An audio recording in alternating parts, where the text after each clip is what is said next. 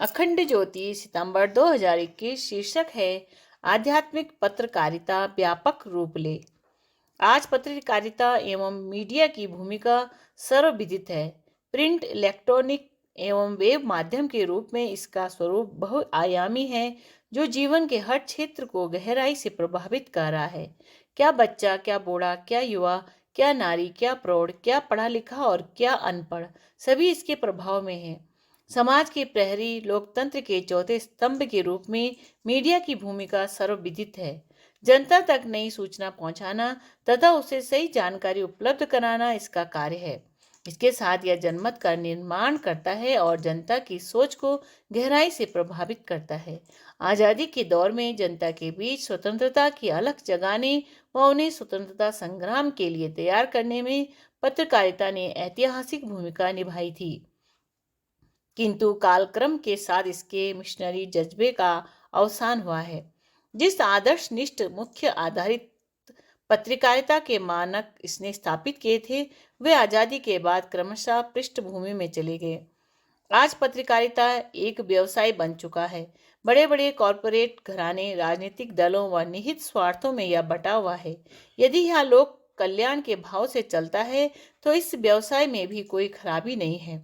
जनता का व्यापक हित जब नजरअंदाज हो जाता है और नकारात्मक, सनसनाहट भरी, भ्रामक एवं कुत्सित सामग्री परोसने का यह माध्यम बन जाता है तो विषय चिंता का हो जाता है।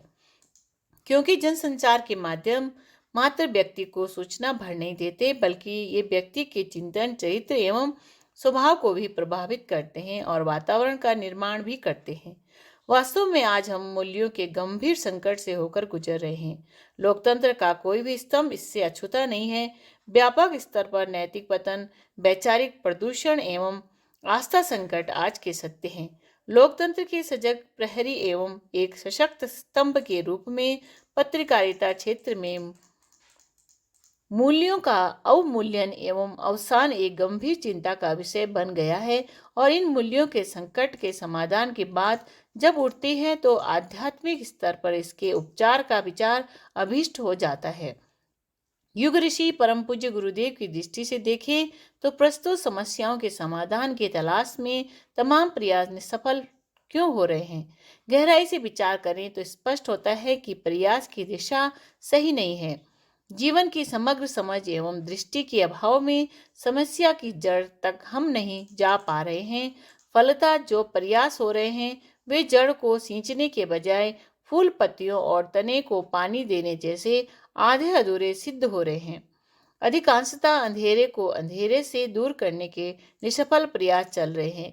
ऐसे में युग ऋषि के शब्दों में अंधकार में प्रकाश उत्पन्न करने वाली ज्योति अध्यात्म क्षेत्र में ही उत्पन्न होने की आशा शेष रह गई है। परम पूज्य गुरुदेव इस विषय में लिखते हैं कि जीवन के क्षेत्र में तथा संसार में समस्याओं के आकार प्रकार अनेक दिखाई पड़ते हैं।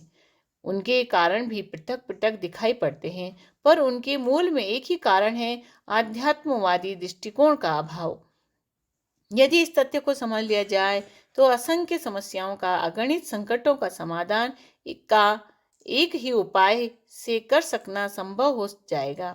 यदि हम जीवन के उलझने सुलझाना चाहते हैं, समस्याओं का हल पाना चाहते हैं, तो आध्यात्मिक रीति नीति को अपनाने का साहस हमें जुटाना ही चाहिए। इसी पथ पर चलते हुए सच्चा आनंद और सच्चा लाभ लिया जा सकता है।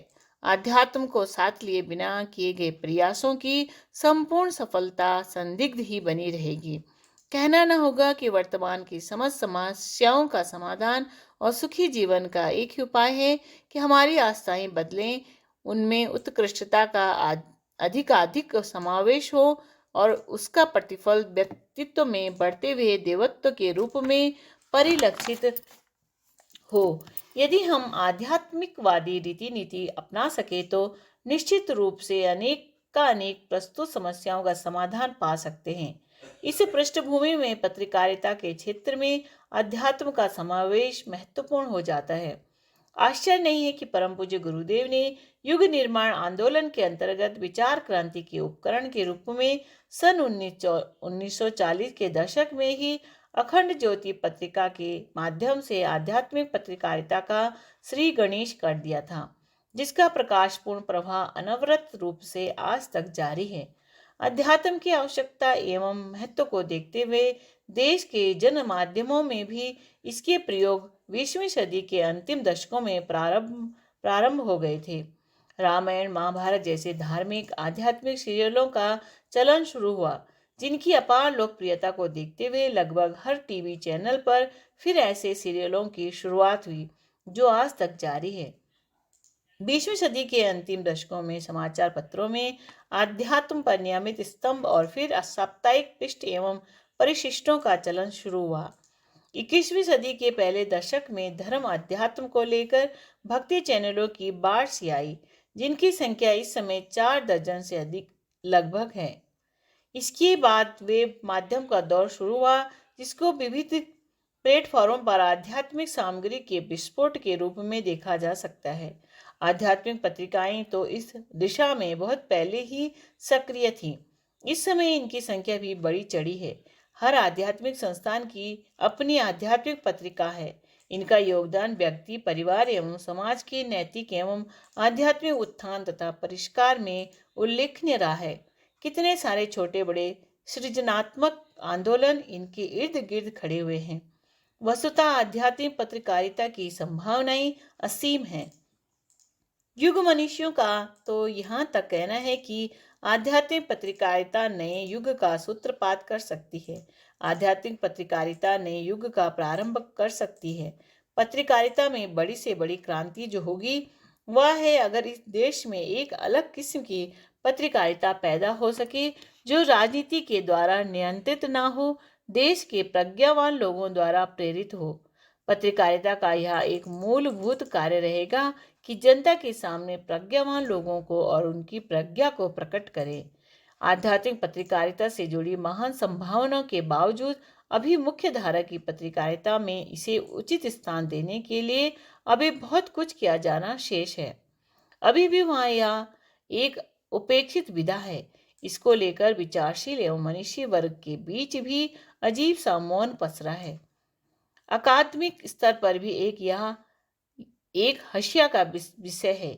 यदि यहाँ इसे उचित स्थान देकर इसके प्रशिक्षण की व्यवस्था की जा सके तो पत्रकारों की एक नई पीढ़ी तैयार की जा सकती है, जो अपने सकारात्मक विचारों, सात्विक प्रभाव एवं वैचारिक प्रखरता के आधार पर मुख्य धारा की पत्रकारिता में नए संस्कारों का संचार कर सकती है।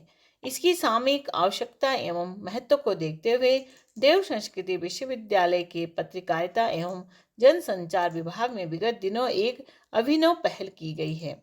विभाग के द्वारा आगामी सत्र में आध्यात्मिक पत्रकारिता को शिक्षण एवं शोध के विषय के बतौर पाठ्यक्रम में शामिल किया गया है।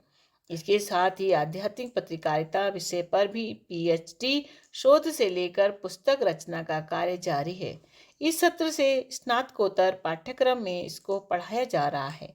आशा है कि इसके साथ आध्यात्मिक दृष्टि से संपन्न पत्रकारों एवं विचारकों की एक नई पीढ़ी का निर्माण हो सकेगा, जिसका प्रसार आगे चलकर देश के अन्य विश्वविद्यालयों, शैक्षणिक संस्थानों एवं पत्रकारिता विभागों में भी होगा। आध्यात्मिक पत्रकारिता में कुछ सीखने, शोध करने व प्रशिक्षण के इच्छुक सुपात्र विद्यार्थियों का देव संस्कृति विश्वविद्यालय में स्वागत है। शिक्षाप्रद वाक्य। सुखी और संतुष्ट रहने का मूल मंत्र है स्वल्प इच्छाएं, कम आवश्यकताएं, निस्वार्थ जीवन और आस्थापूर्ण आस्तिक दृष्टिकोण का विकास। राधे